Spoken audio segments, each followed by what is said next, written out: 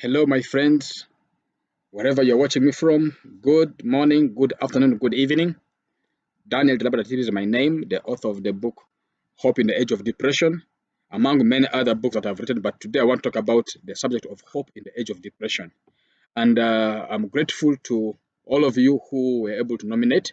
And the other day I was also blessed to be awarded this uh, award for mental health, grassroots impact, because I've been best doing mental health awareness campaigns in communities and in various places, trying to help people. Because even me too, I was helped because I was there. I know the pain of being there. I know the agony of being there, and I know that even when you're from there, that is not that's not the end of the story, but that could also be a turning point. And from there, you can bounce back strong, and you can become the man who God created you to become.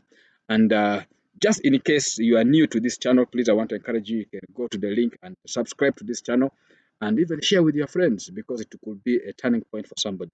Today, I want to talk about hope in the age of depression. Hope in the age of depression. Because depression is now on the rise, but there is still hope in the age of depression. We see that many people are struggling in their relationships, in marriage, at place of work, in business, in their career, and many other places and many other areas of life because of depression. Why? Because depression has killed so many things around people. Because depression is a feeling of sadness that does not go away for weeks, even longer, and begins to interfere with your ability to function day-to-day activities. And that becomes a challenge to many of us. And depression is one of the monsters that rob us of our loved ones prematurely. And I want to ask pertinent questions. These questions I've been asking them. Other people took offense on them, and others are actually saying, "Yeah, this is reality." I want to ask this hard question. Bear it with me. Let it not offend you. How many mental ill relatives do we have, or friends do we have, locked up in their homes or in the communities? They are locked like dogs. They are locked in chains. How many? Number two, how many relatives and friends have we lost to suicide in our communities or in our homes? How many drug and substance abuse addicts do we have in our families or in our homes? How many relatives and friends have we given up on, thinking they are useless and they're good for nothing? Those four questions are probing questions, and sometimes it reminds us of the past pains and emotions that we've been through. But I want to remind you, even when I'm reminding you of these questions, I'm not here to judge, I'm not here to accuse, but I'm just trying to let you know that these are things that we need to discuss. The truth is, mental health challenge and depression affects anybody, irrespective of status. Whether you are the president, whether you are a minister, whether you are an MP, member of parliament, whether you're a businesswoman, a businessman, whether you are married, whether you are single, whether you are a child, whether you are a grown up, whether you're an old man, doesn't care. It affects everybody, regardless of status. Whether you are poor, whether you are rich, you know. But one thing that is true is this: help is available. Help is available if you can only understand issues to do with mental health. If you can only understand issues to do with depression, help is always, always available. And today I want to focus more still on my story, and then but still I want to also bring it out the aspect. I know there could be people who are caring for people who are depressed right now, and even yourself you have become more depressed than the depressed person. Why? Because of the pains you are going through in the uh, attempt to care for this person. The more you are trying to care for this person, the more they are pushing you away. So I'm going to share all that because if from the lived experience, I want to be able to be a voice. Now let's dive in. When we don't deal with depression early enough, it results in devastating consequences, such as suicide, which really affects the family and even affects the friends. You know, in Africa, particularly, I'm talking from an African perspective. In Africa, even in your own community where you are coming from, depression, suicide, and mental health in general are taboo topics for discussion. And this mentality has fueled stigma, and discrimination. in all its forms, in homes, schools, churches, places of worship, place of work, and so on. And because of that, people have grown up with so many ideas around mental health and depression. While growing up here in Africa, every male child is discouraged from expressing their emotions because it's termed unmanly. We are repeatedly told that be a man, endure the pains of life as a man. And also, the society gives those who have depression or those who have issues around mental health challenges, they give them bad names that even more, are more discouraging. You know, I don't know how you call such people in your own language, in your vernacular, but you find that people are given bad names and all that. Yet, the person is actually treatable. It is a treatable, it can be treated, it can be managed. It can be managed. Worldwide, over 264 million people are suffering depression. Worldwide, over 800 people are committing suicide every year. This is a huge number. In fact, as a matter of fact, after every 40 seconds, somebody is dying of suicide in the world. Even right now, you could be listening to me right now or watching me from wherever, and you are contemplating suicide. Why? Because we think it is the end of the day. But I'm telling you here, please, help is available. Help is always available. I was helped. That's why I'm here also trying to help others as well. I was helped. You know, it is so that right now you cannot discuss your pains at your place of work. You can't discuss anything, even with your friends at church or in the mosque or in your place of worship. You know, sometimes your own prayer request that regards to depression, uh, mental health issues become gossip news. Yet it is supposed to be for prayer, but it turns out to be gossip news. Where should one run to? Even right now, few people can open up their HIV status to other people. Why? Because of fear of stigma. And all this, I can tell you, so many marriages and relationships are in intensive care unit. People are struggling, but they have chosen to die silently, in the ICUs. Why? Because of fear of stigma. Because how will people see me? How will people talk about this when this happens? How will people view this? Help is available, friends. Help is available. Reach out for help. The consequence of stigma can be serious and devastating. Why? Because with the stigma, people will be doing all kind of things, and people who are stigmatized, who are pushed, people who are pushed to the wall because of various issues, they will fear to even come out for help. That's why so many men actually battling depression, but few are coming out. You know, few of us have decided to open up and speak up of our conditions, and we were helped. Not only here, but personally, I was able to open up after I was helped. you know. But there are people out there who are dying silently. That's why most men out here right now, most men out there, you will only say that they have a challenge now because they have become serial drug addicts. They have become serial humanizers. They have become serial daily drinking officers. They have become serial. Everything is about on the negative end. That's when they say, "Oh, this man has a problem. He needs help." But every man out there, please, we all need help. Help is always available. Don't die alone, please. I call upon you. Please come out. You need help. Help. Don't live in a denial. Denial. I was there. I know. But right now, I'm saying, please come out of denial. Come out. Come out. Come out. People who are subjected to stigma are more likely to experience reluctance to seek out treatment.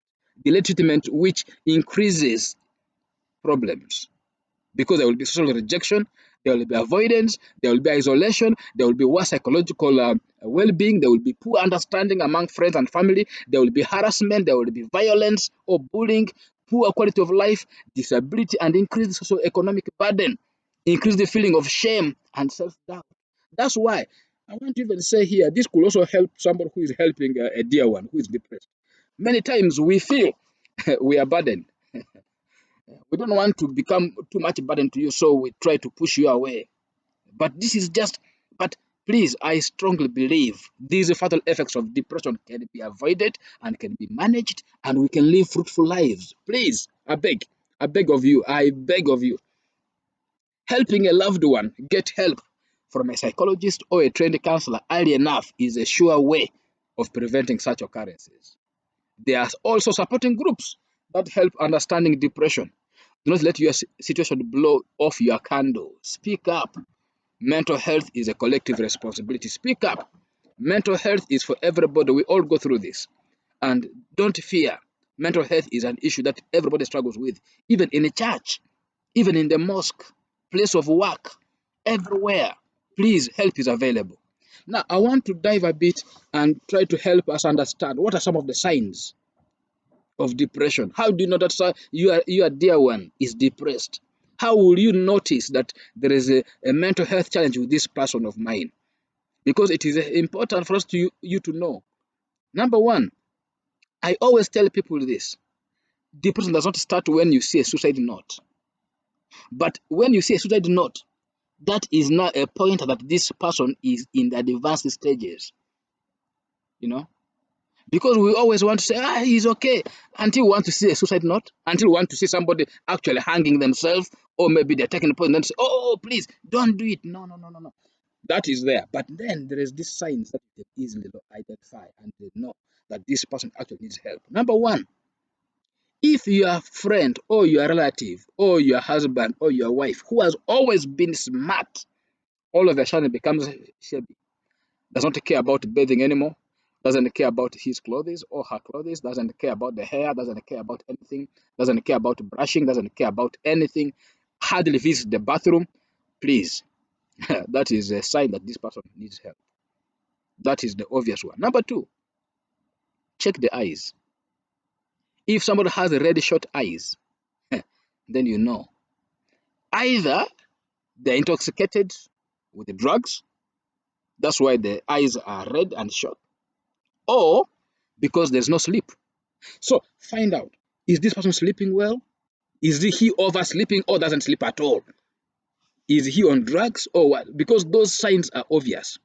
Number three, if this person cannot sustain a discussion and then keeps mixing topics here and there, is talking uncoordinated stories, you know this person needs help.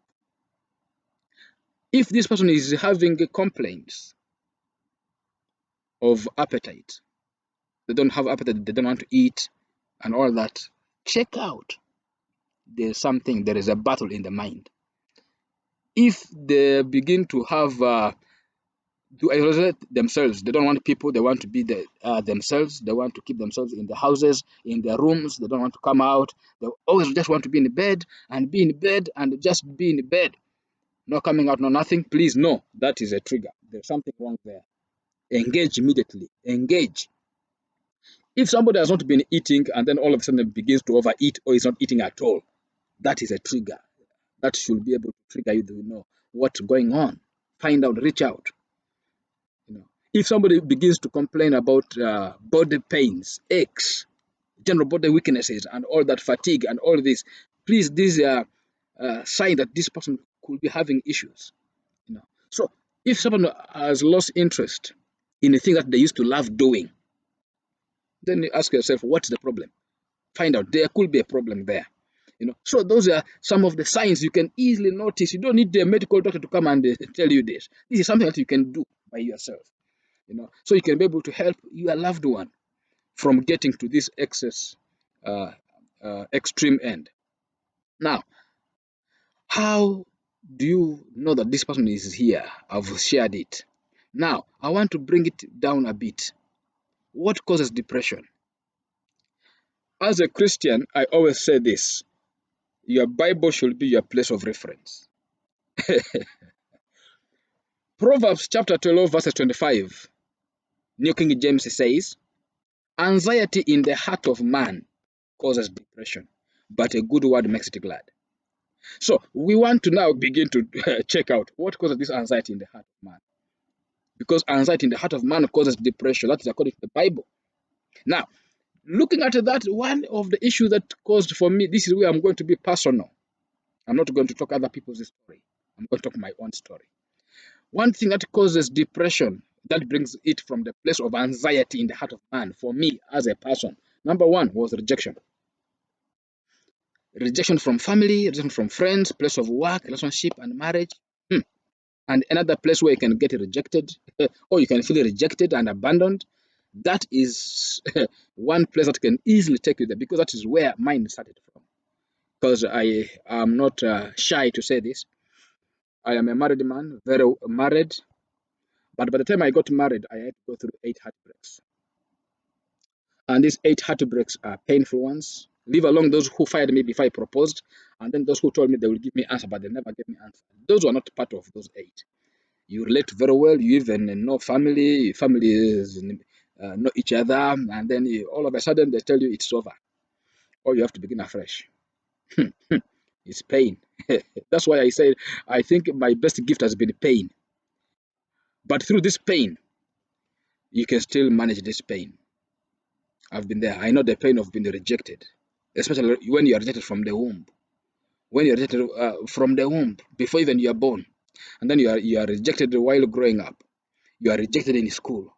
You are rejected everywhere you go, like MTN. Everywhere you go, you are rejected. You go to relationships, rejection. You go to marriage, rejection. You go everywhere, rejection. That is one thing that can trigger depression.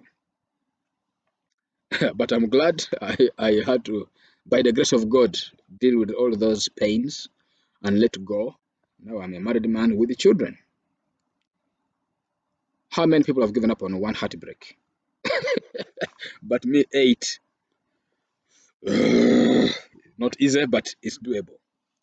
That's one place rejection can put you into depression. Number 2, loss of a child or a sibling or a parent or any relative, and even miscarriage. That is also another place, because any loss of a dear one puts a big weight on us, and it puts us into a place where everything can go off hand. So that is also one area. And I've noticed that many of our young people now, many of our young people, if you look at those who are married between 1 to 5 years in marriage, most of the people go through miscarriage. And those can be a huge, huge, huge issue before they even think of, because there are those who have never thought about loss, but until they go through miscarriages, they go through the death of a dear one and all that. But all those issues bring about depression. Number 3, abrupt natural disasters. We've just come out of COVID. Now we have Ebola in Uganda. We have landslides. We have floods. We have epidemics of all kinds. We have cholera and all that. And all this leaves people stranded and all that. And it puts a burden and a weight on our hearts, makes us anxious about how are we going to move? How are things going to move? So all that abrupt natural disasters where we have not prepared for it can push us into depression. Marital or relationship problems. Many family settings are chaotic, abusive, and fighting is the order of the day. And abuse of all kinds. And this results uh, into people beginning to wonder, what's the future of this family? What's the future of this marriage? What's the future of this relationship? Before you know it, you dive into depression. And the problem is, some of this can become now chronic, because parents saw their parents also raising their children like that. And then even us who were growing up, we saw our parents raising, and then it becomes a vicious cycle. So over time, you go to families and you wonder when they last had some happiness in the home, because everything is just falling apart. So that is also an issue. Comparison with others, this is the worst, especially in the corporate world. Because when you begin to compare yourself with your colleagues, with your peers, with your age mates, with your classmates, with your workmates, in terms of what they have and what you don't have, I can assure you, you will go into the place of asking yourself, what's wrong with me? Then you go into a place of worry. Before you know it, you enter deep into depression. Have you ever met an OB or an OG while in school? You met this old boy or old girl, you studied with them, and then you were in this same school, and you even the one who was helping them with the pocket money. Sometimes they didn't even have what to eat. You were the one supplying them. Even you were the one doing for them math, helping them with some work in class because they were not that very sharp, but you are the one helping them in school. But then, right now, you see them where somewhere, and then you ask yourself, where am I? Maybe you find them, they are driving and you don't have a car yet. Maybe they are living in a good house, but you don't have any house, you're still renting. Maybe they are married, but you're still very single. Maybe they have children, but you don't have any child.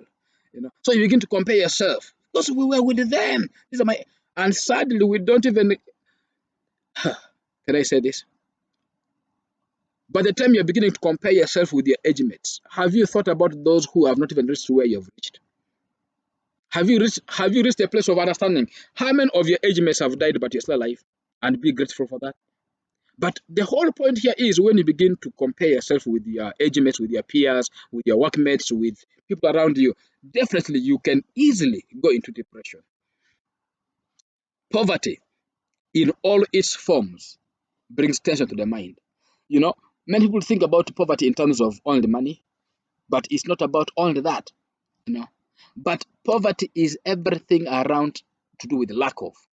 So when you lack anything, the word lack of is a negative connotation to the mind.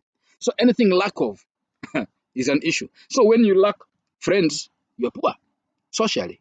When you lack money, you're poor financially. When you lack issues to do with God, you're poor spiritually. So all those components of poverty, when you look at it, anything negative affects. So it can easily. So poverty is wide. I don't have the time to explain it right now, but anything to do with lack of is a negative thing to the mind. And because of that, it pushes somebody to depression. Family background, because sometimes, like I said it earlier on, sometimes it now becomes a family thing because everybody in the home can be depressed, everything, because there's no help. And you go to the communities, because I traversed the entire West Nile. And, for those of you who don't know West Nile, who are outside Uganda, West Nile is bordering Southern Sudan and the DRC Congo. And that is our region, West Nile. And, a lot is happening. You go to homes and it's like I was saying, you wonder when did this family last had a party. There is no party. It is all about sorrow. You know. So all that can be the lifestyle, the choices, the relationship, everything is just a mess.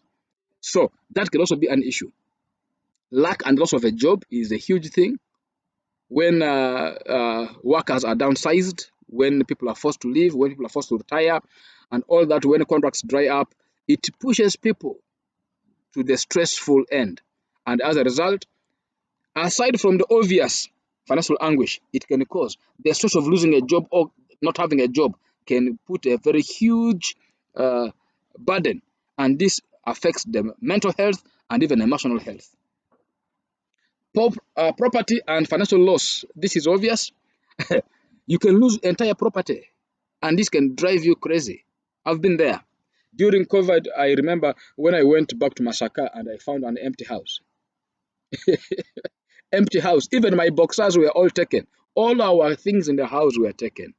All our wedding gifts, everything else was clean. Now, that can be a huge issue because by the time I was dealing with that, thank God I had already dealt with the triggers and the thing that had really depressed me that much. So when this happened, all I did was I went to the nearby hotel and ordered for the best food. I said I cannot think about anything now. I want to eat well. So I ate and slept in that hotel for 2 days. And then I had to collect myself, go to police report, and then I had to travel back to Kampala and begin afresh. So any property loss or financial loss can be a huge burden. I'm not saying that I'm now very strong, but I'm saying that could, even for other people, that could be enough reason to commit suicide because of that loss. How can you lose the entire thing in your house? And then and what was so interesting for me, they took everything in the house apart from my library. They didn't carry my books. So funny. They just left the library the way it is, uh, but the rest of the items in the house taken. But what I'm trying to bring out here is loss of property or finances can bring depression as well. Poor health. When somebody has a poor health, or when you are taking care of somebody who has a poor health, their pain of their ill health can also affect you, and it can bring a lot of anxiety in your heart, and it can push you into depression. This other one is a bit sensitive, but let me still say it. Routine responsibility. There are jobs in this country, particularly Uganda, where the staff have nothing to do with it. That's why there are some staff who have worked in this kind of groups or organizations for over 20 years, but there's no promotion, there's no nothing. The only thing you can change in that is shifting your desk from one window to the other window, but in the same room. No change, no nothing.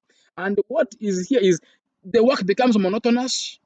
There's no change, nothing. But then the worst bit of it is people who newly join you, they join you in that organization, then all of a sudden, phew, they leave you behind, they're promoted, and for you, you're still here. The question will come over time is, what's wrong with me? You who is working, how is your progress at work? Are you still at the same level where you joined that work? Is there any progress or nothing? So all those can be an issue, can affect routine responsibility, can become monotonous for you, and then life becomes meaningless because you don't see any progress, you don't see any change, and then you look back, all you see is a mess that can also drive you into depression. Now, question is, how do you deal with depression now? How can we deal with it? How can we deal with it? I don't have enough time to really break down all this, but I will be able to highlight a few. And if you can manage to get yourself a copy of this gift from me, you can be able to read more. Number one, I want to encourage, please seek for medical treatment from a recognized medical facility. Africans, we so much believe in local herbs. Local herbs don't treat mental health challenges. Local herbs don't treat depression. Anybody who listens to me out there, please, don't take your loved one who is depressed to the shrine. Don't take them to go and receive treatment from herbalists, because mental health challenges cannot be treated with herbs. Please, please. And if you're on a medication, please, I want to encourage you, complete your doses until when God delivers you completely from it. Because now I know there are now those who do without those medications. Yes, they are there. But please, if you're on a medication, please seek for that treatment and take it religiously. Finish your doses and you will be healthy. You will bounce back. Number two, narrative therapy. That's why for me it is about narration. It's about telling my story. It's about sharing. And the more I share my story, the more I heal. The more I talk about my pain of depression, the more I share the story. Please find somebody to tell that story. The more you talk about the story, things will go. There are people who say, "Oh, I don't want to talk about it because it reminds me of the past. It reminds me of the emotions of the past." Please, it's okay to cry, because I also cried. I also cried. I know the pain. Like just like in the Bible, David says something in Psalms 42. If you can check it at your own time, Psalms 42, go to verse 2, 3. You will be surprised. David said something that tears have been my food day and night. That's me too. Tears were my food day and night. And the worst part of it is this: people will be asking you, where is your God? I've been there, I know. I've been there, I know. Please tell that story. Even if it brings pain, that pain will go with the time. That's why sometimes you see me talk about these issues with the smiles on my face, and people wonder whether these things really happened to me. Yeah, they did. you know. So please do that. Number three, use your gifts. Use your gifts. Because your gifts will open doors. That's even what is in the Bible. Your gifts will open doors for you to stand before kings, not before funny men. You will stand before kings. Use your gifts. Music, dance, drama, writing, networking, public speaking, whatever it is, do it. For me, I have writing is my thing. That's why the books are here. Writing, talking, and all that. Sharing it, music. I want to share with you. There are so many people who are out there who have shared their stories, and they've used their gift, they've used their talents to deal and manage. Because what happens is this: energy goes where attention flows. You know, all your energy will flow where your attention is, where your focus is. And if you're depressed, but you focus your mind on football, you focus your mind on music, somehow you will not be able to have that anxiety that comes, that anxious feeling, because all your focus will be in that thing that you love doing. Of course, it's tough work, but it's doable. Use that gift. Now, this other fourth one is the easiest one. We normally used to do this, even when we were still growing up. We used to sing this song, "Cast your burdens," boom. unto Jesus, ooh, for he cares for you. Cast your burdens all unto Jesus, yeah, for he cares for you. Indeed, cast those burdens to the Lord because he cares. So I want to ask yourself, how is your relationship with God? Because when you cast your burdens to the Lord, he cares. Because I've seen him heal. That's why I'm a living testimony. Cast those burdens to the Lord because he cares. Believe the word of God. And I want to say this, many times when you read the word of God, sometimes your condition is opposite of what is the promise. Because there are times when you are doing Bible, but the promise you find in the Bible is different, but your condition is different. In most cases, your condition will be different, but the promise will be there. But the promises will always come to pass. So believe the word of God for what it has said concerning your life, concerning that condition. Believe the word of God. This is important. Mind those who are around you. Mind those who are around you. Why? Your association brings participation. People you associate with the most will demand participation from you. There's no way you can associate with me and then I don't give you some tasks. So the more you associate with the people, they will ask you to do some to act and do some work for them. So question will be, when these people are associating with you, are they helping you to participate in the things that will make you heal, to realize your potential and achieve your goals? These three things. Because if these people don't allow you, if what they are participating, what they're asking you to participate in does not bring you uh, healing, restoration, and transformation, don't be part of that. Because even right now, there are people who want to quit addictions, for example, but because of the influence of the peers, they have never. Why? Because every time they go with their friends. Even while we were still at school, I remember during my boarding days, when I'm deep in the classroom studying and doing my research work, doing my homework and all that, and then somebody says, Daniel, can you come and escort me to the toilet? Toilet? Yeah, see, bandwagon. We'll escort this person to the toilet. I'm sure you too, you have escorted your friends to the toilet. And then the question is, because they are your friends. So question is, who are your friends? Because I can gladly tell you, you are the average of the 5 people you spend most of the time with. That's what Ron says. And I believe it. You are the average of the 5 people you spend most of the time with. Who are the 5 core people you spend most of the time with? Who are they? You are the average of those 5. And if you want to deal and come out of depression, check those 5 people in your life. Also, mind your language.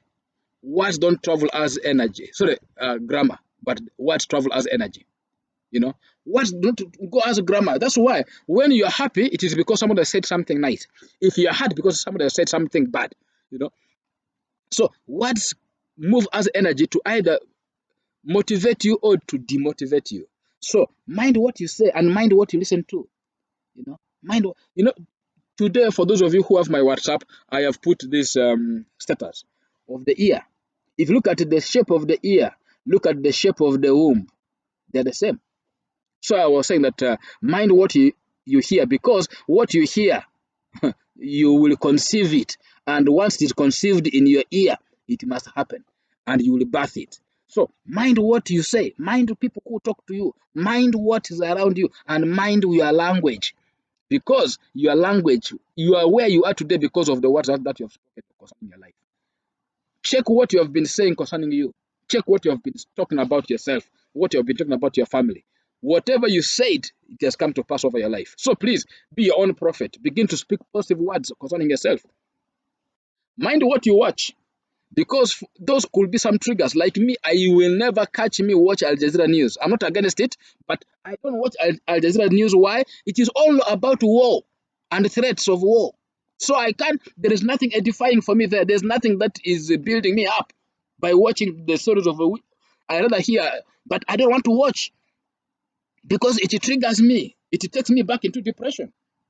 Here in Uganda, I don't watch Agatha Linko Fufu. That's the book. I don't watch it because you will hear even the headlines alone will even scare you. Entisa, Bamuse. You know, for those of you who don't get it, that It is scary. Eh? They have killed, they have murdered. And then they bring this live news, and it is live as it uncensored, you know, and it traumatizes. I don't watch. Me, my news ends with the NBS. NBS at 9, NTV at 7, UBC at 8, and NBS at 9. I will have covered all the news that I need from Uganda. Then check a bit with the BBC, and then that is it. CNN, a few here and there. But I'm asking myself, why would you go and watch horror movies? Something that is going to even make you traumatized. Please mind what you watch. Be in a fellowship. Don't be in isolation. Be in a fellowship. Be always in a fellowship. Improve yourself with the self-help books and forgive yourself and those who might have hurt you. Forgive yourself. Forgive yourself. Let me tell you this. You cannot forgive others until you have forgiven yourself. Forgive yourself. Expect the best. Listen to inspirational messages or music during your low moments. I talked about the ear already, because what you listen to will have an impact, because listening influences your emotions. That's why the music or the message that you listen to, it either inspires you to do something or it makes you sad. There is no way you will catch me sing the song and dance to it. I normally talk about this. There are songs that born to suffer, I'm not born to suffer. Because the more you sing some of these songs, they become part of you. you know. But when will you ever begin to sing the songs, God will make a way where there seems to be no way? Because you are stuck, but God will always make a way where there's no way. You know. So mind your language, mind what you listen to, mind everything around you. Reach out to other people. Get out, reach out, reach out. Don't be in your cocoon. Don't still be in your rooms. Just jump out. Get a phone call. I know it's hard sometimes to call when you're depressed, but still reach out. Reach out to some people. Mind your food. Local food is better than processed food. Please eat your food, though. Eat your food. Let me tell you this: the food you eat manifests in how you look. Let me say it again, though. What you eat manifests in how you look. If you eat pig's feed, you will look like a pig. So mind what you eat. Mind what you eat, because some foods are not very good and healthy. So when you're depressed, mind what you eat. I will suggest, please eat traditional food, local food. That will be better. Respond instead of reacting. Many times we are reactional, but the best thing is to respond. Now, I have a lot to share, but I want to summarize. All I want to say is help is available. Reach out for help. This last part, how do you help someone who is depressed? This is where I want to end with. Because we need to help people who are depressed out there. We have loved ones. We have our parents who are depressed. We have our children who are depressed. We have our brothers who are depressed. We have our sisters who are depressed. We have friends who are depressed. We have our spouses who are depressed. We need to help them. Sadly, Africans have the mindset that people with mental health challenges or depression are seen as failures. And they are given names which even break them further instead of supporting them. Yet offering help to them and living with them is all that they need. Just like what I was saying previously, anybody can get depressed for various reasons at any time, but help is available. So instead of pushing them away, instead of pushing people away, instead of pushing them even to more mental health breakdowns, it is time for us to support them with the proper care and support from me and you. These people can actually overcome. They can completely be healed and delivered from depression and even live fulfilled lives. Before even doing this very particular video of today, I called back because there is somebody we picked from the dustbin who was mentally afflicted and has been eating in the dustbin for over 5 years. We picked this lady, we got her to church. As prayers were going through for her, we engaged doctors who came and checked on her and assessed her. They began medication on her. 3 months down the road, she was well.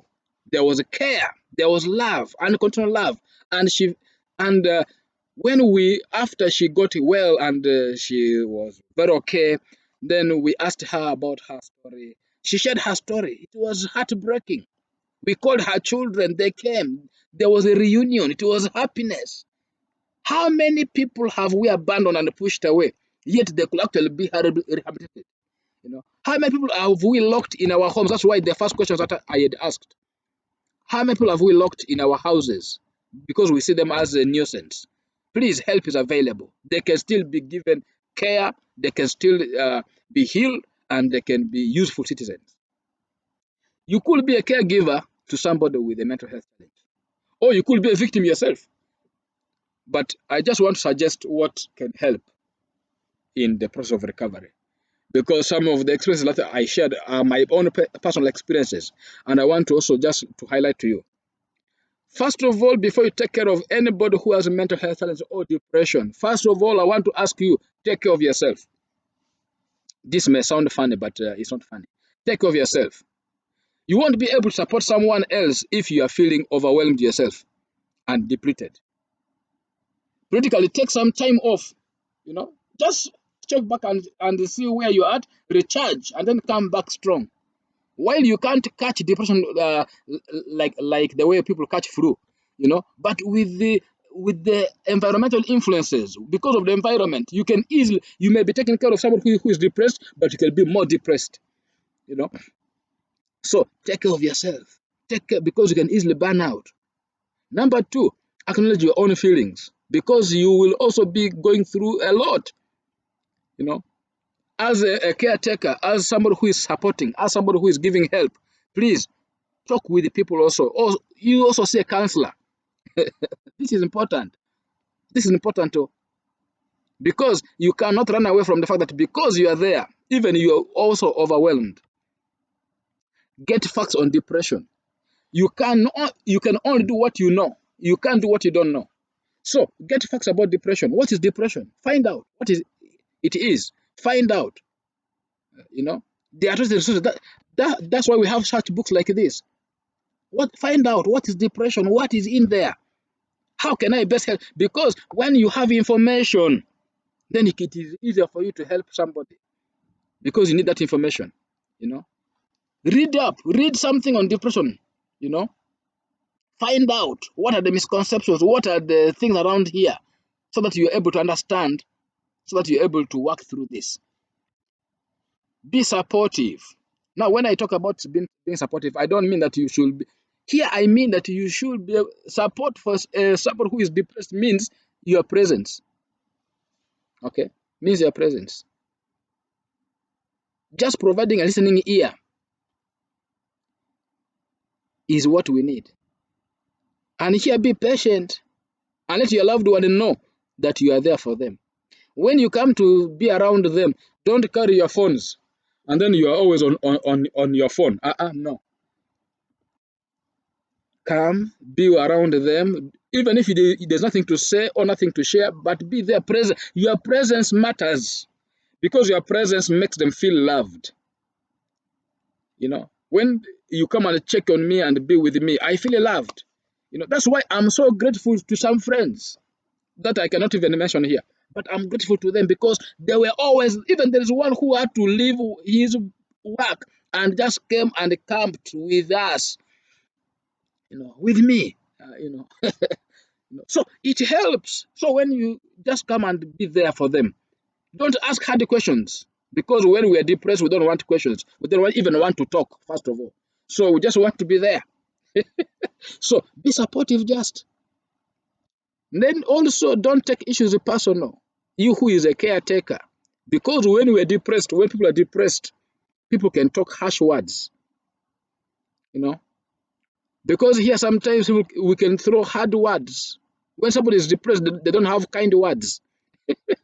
So don't take it personal. Don't take it personal. Even there are times they can become very aggressive. They can even want to fight you. They can even want to beat you up.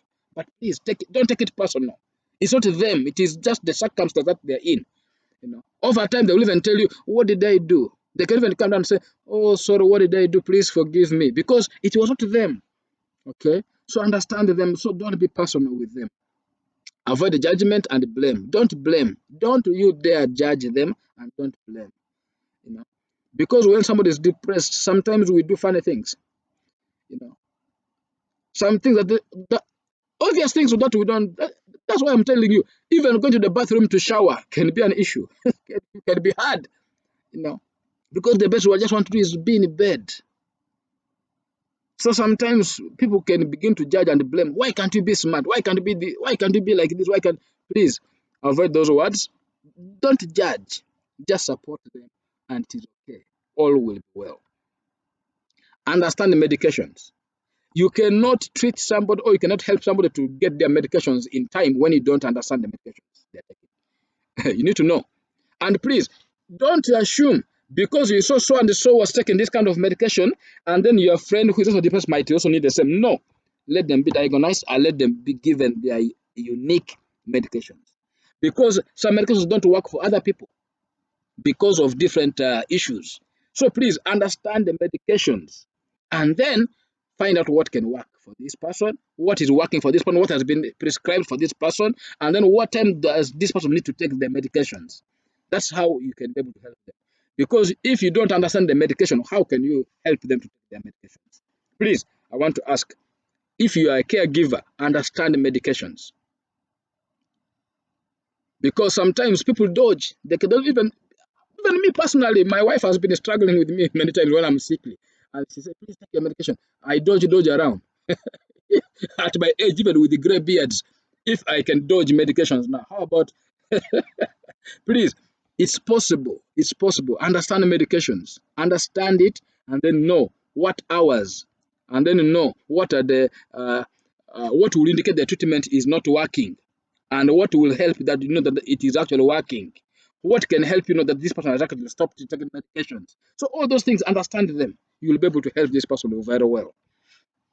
Offer hope, because when people are depressed, even me too, I was there. People are hopeless, very hopeless. Hope is gone. Hope is lost. Hope is lost every time. That's why people want to have suicide. That's why the seat is over, life is over. So that's why they want to just let go. But then you need to offer hope. Offer hope. That is the only thing that they need. That's the only thing we need. Offer hope to them. But when you're offering this hope, I want to suggest, please be realistic. Be realistic. Be realistic. Know what matters to your loved one and find ways to remind them of it when they feel low and down and hopeless. Be sure to remind them of these things too. Keep reminding them and show them that there is still life at the end of the tunnel. Finally, love unconditionally. This is what we all need, unconditional love. People who are depressed often feel a deep sense of guilt. They may believe that they are a burden to those who are around them, you know. And even sometimes they even begin to feel that their loved ones will be better off without them. One of the ways you can combat these feelings is by regularly showing and telling them that you love them unconditionally. Unconditional love is the thing. You become discouraged and angry sometimes when you see them do funny things, but still, when you become discouraged and angry, it's important to reassure that it is just for a season. There are times that even people who are depressed can be frustrated and because of their illness and all that, but still assure them that you love them unconditionally. And that will go deep, deep, deep. Why people are struggling with their people? That's why you go to some homes right now, because I've also not been involved in this. You go to people's homes, and then this person doesn't want to take medications anymore, doesn't want anything. You try to tell because you cannot tell me you cannot. You must take. If not, you're no. Don't be harsh.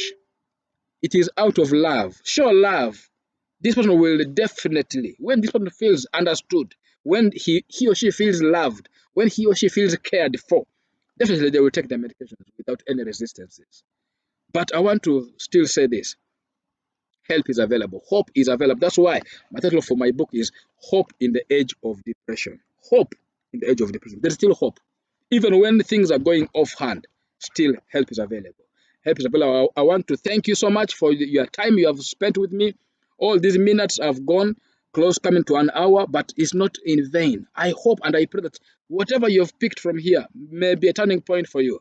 And just a reminder, please go in the section down there, subscribe to the channel, share with your loved ones, let them also subscribe. Let's grow the our tribe because we are speaking for invisible person out there, people who are desperate but there's no help, people who are out there who need help but they seem not to know how. We have lived experiences. We know, I know personally, I know, and even many other stakeholders out there, people who I know, we've all lived this kind of thing. But please, help is available. Don't die alone. Help is available. Please, please, please, please. I want to thank you so much. May God bless you. May God bless you indeed, and may He continue to cause His face to shine upon you. You know, there's a time when things can be so dark. That's why I like Isaiah 60. You know, there's a time when thick darkness can cover people and the land, but the Bible says, "Arise and shine." Arise and shine. Arise and shine. It's time to shine, boss. It's time to shine. I believe in you. I believe in you. Please, it is possible. You can still make it. If I made it, you can even do better. God bless you. Have a wonderful time. See you in the next episode. Thank you. God bless.